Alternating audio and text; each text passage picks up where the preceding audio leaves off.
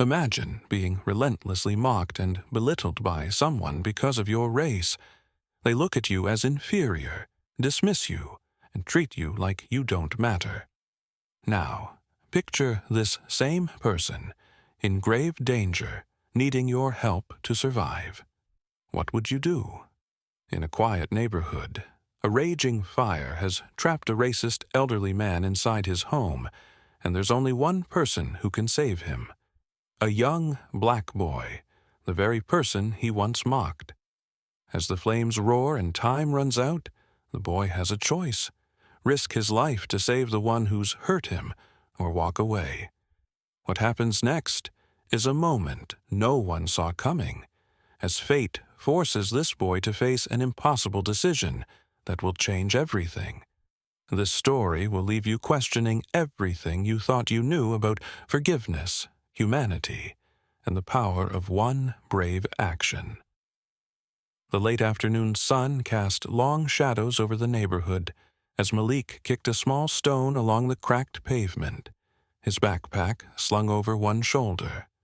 The air was thick with the familiar scent of fried food from the nearby corner store, and the distant hum of car engines filled the street.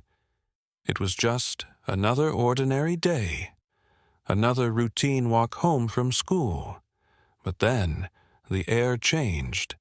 At first, it was just a faint scent, something burning. Malik wrinkled his nose, thinking it was just someone cooking. But as he walked further, his eyes caught sight of something that made his stomach tighten. Thick, dark smoke curled into the sky from a building up ahead. A fire. Shouts erupted as people ran in different directions, some grabbing their phones, others pulling children away from the scene.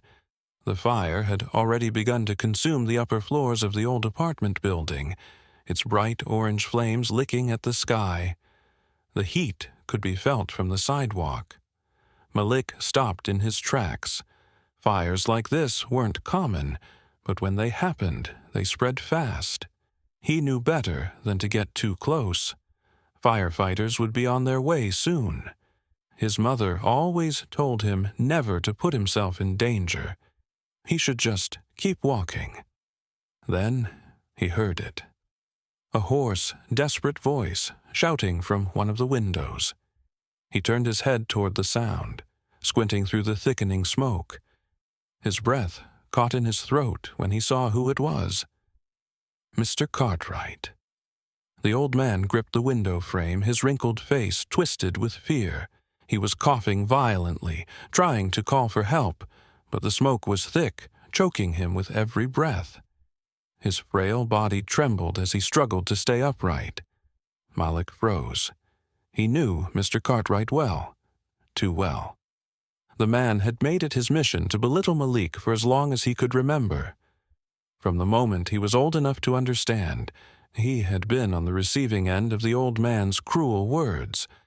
Filthy, street rat, the man had sneered once as Malik played outside with his friends. You people don't belong here, he had muttered when Malik and his mother had first moved into the neighborhood. Even as Malik had grown older, Mr. Cartwright never failed to remind him that he was different, that he didn't belong. Whether it was a glare, a muttered insult under his breath, or the way he crossed the street whenever Malik walked by, his disdain was always clear. And now, here he was, trapped, helpless, vulnerable. Malik clenched his fists. Every instinct told him to walk away, to let the fire take its course, to let Mr. Cartwright experience, for once, what it felt like to be powerless. But as the flames crackled louder, and as the man's coughs turned into choked gasps, Malik's chest tightened. He knew what he should do, but he wasn't sure if he could do it. His heart pounded as he stared at the old man, the fire growing stronger around him. If he stepped inside, there was no guarantee he'd make it back out. Malik had a choice to make, and he had only seconds to decide. Malik had never known a life of ease. Growing up in a neighborhood where struggle was a constant companion, he had learned to appreciate the little things: his mother's tired but genuine smile, the warmth of the sun on his face as he played outside, the rare moments of peace when the world felt less heavy. His mother worked 2 jobs, doing everything she could to provide for him, but money was always tight. There were nights when dinner was nothing more than a few slices of bread and some canned soup, but she never let him see her worry. She always told him he was meant for something greater, that his kindness and intelligence would take him far. Despite their hardships, Malik had never let the weight of his circumstances drag him down. He believed in doing the right thing, even when it was hard, even when it felt unfair. He had learned early on that the world wasn't always kind to people like him.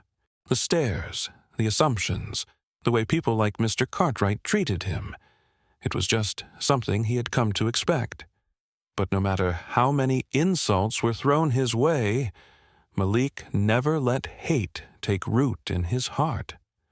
Mr. Cartwright, on the other hand, had spent a lifetime letting bitterness define him. He had once been a man of wealth, power, and influence, a figure in the community who demanded respect. He had worked in finance, making decisions that affected people's lives while never bothering to know the names of those his choices impacted. To him, life was simple. There were those who succeeded and those who didn't, and it was always their own fault if they fell into the latter category. But time had not been kind to Mr. Cartwright. His wealth had dwindled over the years due to bad investments and unfortunate choices. The people who once flocked to him for advice and opportunities no longer called. The friends he had surrounded himself with faded away, leaving him alone in a house that now felt too big and too empty. Instead of reflecting on his mistakes, he grew resentful. He blamed others for his misfortunes, and that resentment turned into prejudice. The changing demographics of his neighborhood only fueled his anger. He had once lived among people he considered his equals, successful, polished, white. Now he was surrounded by families who didn't look like him, people he had spent his whole life dismissing. And so he lashed out in the only way he knew how, with words that cut deep, with stares that told people they were unwelcome, with muttered slurs that dripped with disdain. Malik had been on the receiving end of that venom too many times to count. It had started when he was just a little boy, walking past Mr. Cartwright's house and hearing him grumble under his breath, "Filthy little troublemaker." At first, Malik had been confused. He had done nothing wrong, had never even spoken to the man. But the more it happened, the more he understood. To Mr. Cartwright, Malik's very existence was an offense. As he grew older, the insults became more pointed. "Your kind doesn't belong here," the old man had once spat, when Malik had accidentally kicked a soccer ball into his yard. "Go back to where you came from." Malik had clenched his fists at those words, but he had never fought back. He wasn't sure if it was out of fear or if it was because deep down he pitied the man. Now, standing in front of the burning building, staring up at the window where Mr. Cartwright clung to life, Malik found himself at a crossroads. The old man had spent years making him feel small, had never shown him an ounce of kindness. And yet, in this moment, none of that seemed to matter.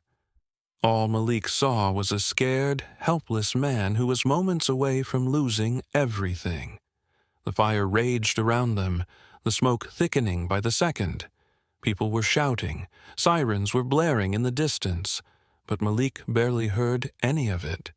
He had a choice to make. He could walk away, let the fire take its course, Let Mr. Cartwright finally face the consequences of the hate he had carried for so long. Or he could do what he had always done, rise above it. Malik took a deep breath, his heart pounding as he made his decision. He ran toward the fire. Malik's feet pounded against the pavement as he ran toward the burning building, his heart hammering in his chest. The smoke was thicker now, turning the evening sky a dull, suffocating gray. The crackling of flames filled the air, blending with the panicked shouts of onlookers and the distant wail of approaching sirens.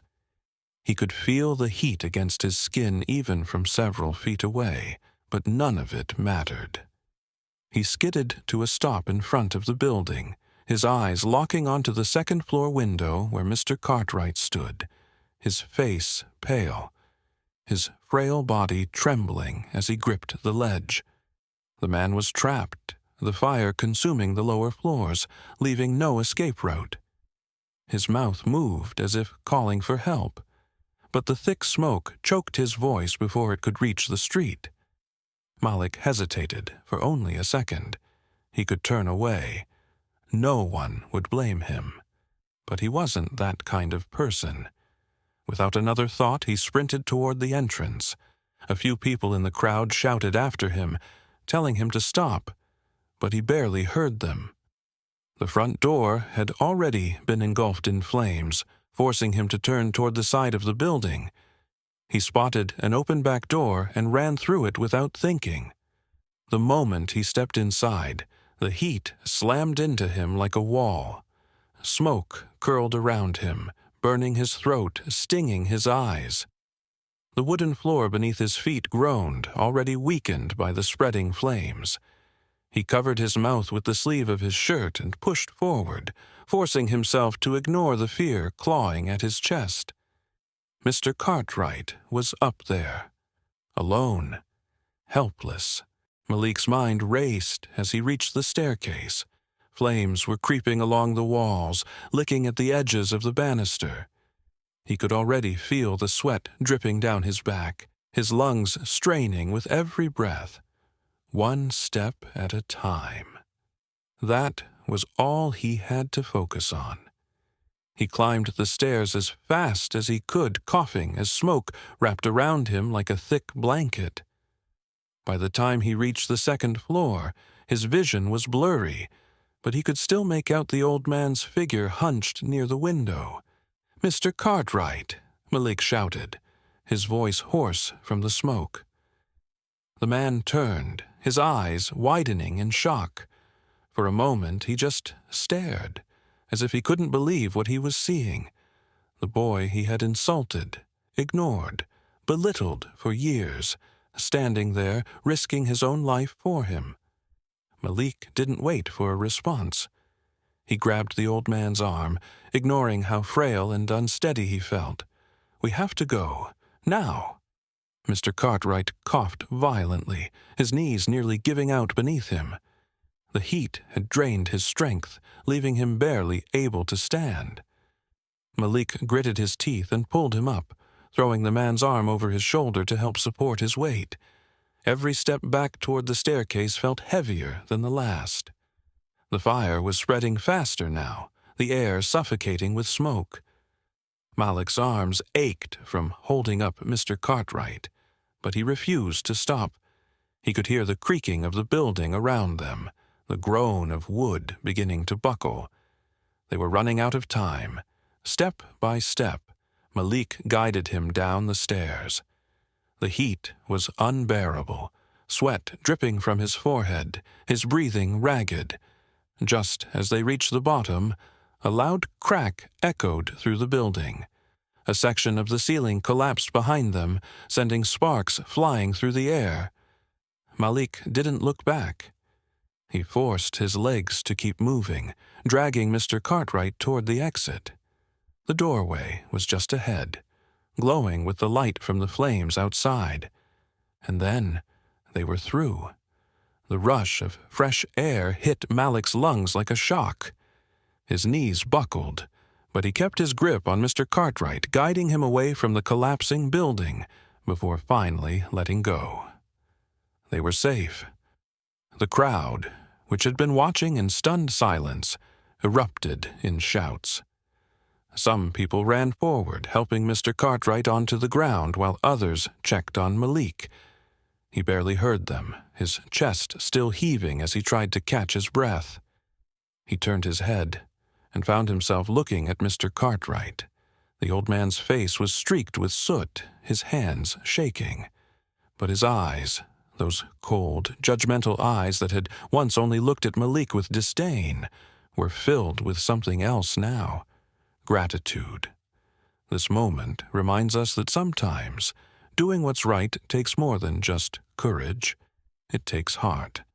What would you have done in this moment? Let us know where you're watching from and what time it is, and stay tuned to find out how this act of bravery changes everything for the boy and the elderly man. The fire had been extinguished, but the weight of what had just happened still lingered in the air. Smoke drifted in thin wisps above the charred remains of the building, the scent of burnt wood and ash thick in the atmosphere. The flashing red and blue lights of the fire trucks and ambulances reflected off the shocked faces of the crowd. No one spoke at first. They had just witnessed something extraordinary, something they never expected. Malik stood at the edge of the sidewalk, his body still aching from the heat and smoke, his lungs burning with each breath. He could feel the eyes of the crowd on him, their expressions filled with something he wasn't used to seeing: admiration. For years, people had watched Mr. Cartwright spew his hatred, throwing insults and scorn at those he considered beneath him. And for just as long, they had seen Malik endure it all with quiet resilience. But today, in a moment where he had every reason to turn away, he had done the unthinkable. He had saved the life of the man who had treated him as nothing more than an inconvenience, an outsider, someone unworthy. Mr. Cartwright sat on the curb, his frail body still trembling. His once pristine clothes were covered in soot, his hands shaking as he struggled to process everything. He looked up at Malik, his pale blue eyes filled with something the boy had never seen before: disbelief, guilt, regret. For the first time, he had nothing to say, no insults, no dismissive remarks, no bitter words to cut through the silence. The people, who had once turned a blind eye to his cruelty, were now looking at him differently. They saw him not as the powerful, opinionated man he had once presented himself to be, but as what he truly was: weak, vulnerable, and deeply flawed. A woman from the crowd stepped forward, her voice laced with disbelief. "That boy just saved your life." A murmur rippled through the crowd. Another voice followed. "After everything you've said to him." The words hung in the air, undeniable, impossible to ignore. Mr. Cartwright lowered his head. He had spent his life believing that he was better than people like Malik, believing that status and skin color defined worth. But in the moment when it truly mattered, it hadn't been power or privilege that saved him. It had been the courage of a 10-year-old boy, the very child he had spent years treating as insignificant. News of the rescue spread quickly. Within hours, the story had reached beyond the neighborhood, shared through word of mouth, local news, and social media. People who had once dismissed Malik as just another kid from the block now spoke of him with admiration, calling him a hero. His teachers at school heard about what he had done. His mother was stopped by strangers on the street. And for the first time, Malik wasn't just seen. He was recognized. But despite the attention, Malik remained the same. He didn't care about the praise, didn't need the validation. He had done what he believed was right, not for recognition, but because he couldn't have lived with himself if he had walked away. Days passed before Mr. Cartwright finally gathered the courage to face him.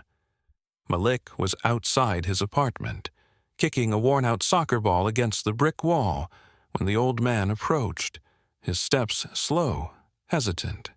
He cleared his throat, his voice quieter than usual. "I owe you my life," he said. Malik stopped the ball with his foot and turned, waiting. Mr. Cartwright shifted uncomfortably. The weight of years of bitterness pressed against his chest, making it hard to speak. He had never apologized before, never admitted when he was wrong. But now, standing before the boy he had tormented for so long, he had no choice. "I was wrong," he continued, his voice barely above a whisper. "About you, about a lot of things." Malik didn't respond right away. He simply studied the old man, his expression unreadable. For years, he had dreamed of this moment, of seeing Mr. Cartwright realize the harm he had caused. But now that it was happening, Malik didn't feel anger. He didn't feel satisfaction. He just felt done. He had moved past the old man's words a long time ago. Finally, he nodded. Okay. There was no bitterness in his voice, no need for revenge. He had already won, not by humiliating the old man, not by proving a point, but by showing that he was bigger than the hate that had been thrown at him. As Mr. Cartwright walked away, his shoulders hunched, his once commanding presence diminished, Malik simply turned back to his game. He didn't need an apology. He had always known who he was. And now, so did everyone else. The weight of guilt followed Mr. Cartwright everywhere. It clung to him in the quiet moments, in the spaces where his old prejudices had once lived. Every time he passed by the neighborhood he had once looked down upon, every time he saw Malik walking home from school, the shame settled deep in his chest. He had spent a lifetime believing in the divide between himself and others, convinced that his world and theirs should never overlap. But now, he could no longer ignore the truth. He had been wrong. For days after the fire, he kept to himself, wrestling with the realization of what had happened. He had been saved by the very person he had spent years trying to belittle. The irony of it was almost unbearable. But what haunted him the most was not the moment of rescue itself. It was the realization that Malik had saved him without hesitation. The boy had every reason to leave him behind, to let the fire take its course. But instead, he had chosen mercy. Mr. Cartwright knew words would never be enough to make up for what he had done. An apology, no matter how sincere, would not erase the years of harm he had caused. If he wanted to make things right, he needed to act. So he did. With the wealth he had left, he began giving back in ways he had never considered before. He donated a large sum of money to the community, funding new programs for underprivileged families, supporting local schools, and helping small businesses rebuild after the fire. For the first time in his life, his money wasn't being used to serve himself. It was being used to uplift others. At first, people were skeptical. Many still remembered the things he had said, the way he had treated them. They didn't trust his sudden generosity, assuming it was just an attempt to ease his own conscience. But as time passed, they saw that he wasn't just throwing money at the problem. He was actively trying to be part of the solution. He attended community meetings, something he had once scoffed at. He listened to the struggles of the people around him, the same struggles he had ignored for so long. He spoke less and observed more, finally understanding the depth of his ignorance, though some would never forgive him. And though he would never erase the past, he continued trying. He knew he couldn't change where he had come from, but he could change where he was going. Meanwhile, Malik carried on with his life as if nothing had changed. He never sought recognition for what he had done. The word hero made him uncomfortable. He hadn't acted for praise or reward. He had simply done what felt right. But even without seeking attention, his actions had left an impact. People looked at him differently now, not with pity, not with judgment, but with admiration. He had become a symbol of resilience, of the power of kindness in the face of hate. The kids in the neighborhood started to look up to him, following his example. Teachers pointed to his story as proof that one person's actions could shift perspectives, could break down walls built by generations of prejudice. Malik never let it get to his head. He still walked the same streets, played the same games, studied just as hard. But now, when he passed by Mr. Cartwright, the old man didn't sneer or glare. Instead, he simply nodded, a quiet acknowledgement, a silent respect. The neighborhood, once divided by unseen lines of resentment, began to feel different. People who had never spoken before started conversations. The walls of separation, though not completely gone, had started to crack, and it all had started with a single decision. Malik had chosen to act with kindness when he had every reason not to, and in doing so, he had changed not just one life, but an entire community. The community center buzzed with life, filled with voices that had once existed in separate spaces, but now intertwined in shared conversations. It was the first time in years that people had gathered not in conflict, but in unity. The fire that had nearly taken a life had instead ignited something unexpected, a change that no one had seen coming. Malik stood quietly near the back of the room, watching as families laughed together, as old neighbors who had once kept their distance now shared stories. He had never been one for crowds, never needed the attention that others seemed to thrive on. But tonight, it wasn't about him. It was about what had been built from a single moment of choice. At the front of the room, Mr. Cartwright sat on a folding chair, hands resting on his lap. The weight of his past still clung to him, but he no longer carried it with defiance. Instead, there was acceptance in his posture, a quiet humility in the way he listened to those around him. He wasn't the same man who had once stood on his porch, spitting insults at people who didn't look like him. He had spent too long clinging to bitterness, but now he was learning. When his eyes met Malik's across the room, something unspoken passed between them. Not friendship, not a full redemption, but understanding. The event was simple, a gathering to celebrate the neighborhood's efforts to rebuild. There were no speeches about what had happened, no grand gestures, just people coming together in a way they never had before. The tension that had once separated them had started to dissolve, replaced by something that resembled hope. Malik didn't stay long. He had never needed applause or recognition. He had done what was right because it was who he was, not because he had wanted anything in return. As the evening continued, he slipped out the side door, letting the warm night air wash over him as he made his way down the street. The city stretched out before him, the streetlights casting long shadows across the pavement. He walked with steady steps, his backpack slung over one shoulder, his hands tucked into his pockets. The world hadn't changed overnight, and he knew it never would. But something was different now, something that wasn't just in the neighborhood, but in himself.